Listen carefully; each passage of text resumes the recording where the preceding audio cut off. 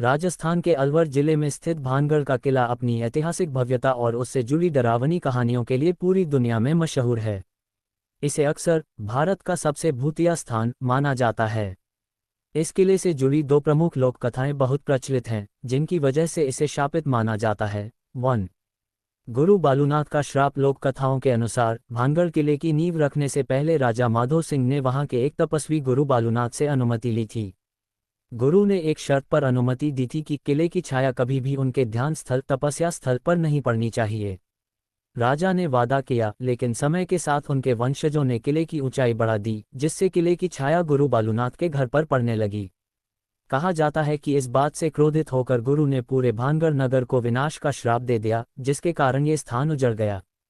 2. राजकुमारी रत्नावती और तांत्रिक सिंधिया। ये कहानी भानगढ़ की राजकुमारी रत्नावती की सुंदरता से जुड़ी है। कहा जाता है कि राजकुमारी इतनी सुंदर थी कि पूरे राजपूताना में उनकी चर्चा थी। सिंधिया नाम के एक तांत्रिक को राजकुमारी से प्रेम हो गया और उसने उन्हें वश में करने के लिए काले जादू का सहारा लिया। उसने राजकुमारी के श्रृंगार के इत्र में जादू कर दिया ताकि उसे छूते ही राजकुमारी खींची चली आए।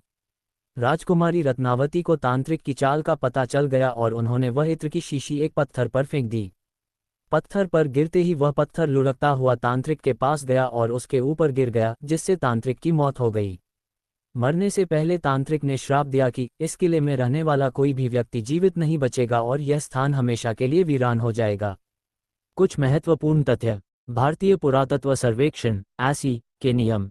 इन कहानियों और डर के कारण भारतीय पुरातत्व सर्वेक्षण विभाग ने सूर्यास्त के बाद से सूर्योदय तक इस किले में पर्यटकों का प्रवेश पुनर्तः प्रतिबंधित कर रखा है। वैज्ञानिक दृष्टिकोण। यद्यपि इसे भूतिया माना जाता है, लेकिन इतिहासकार और वैज्ञानिक मानते हैं कि भानगढ़ का विनाश राजनीतिक अस्थिरता, पर्यावरणीय कारणों या युद्धों के कारण हुआ होगा, न कि किसी अलौकिक शक्ति के कारण। पर्यटन। आज भी यह किला अपनी वास्तुकला,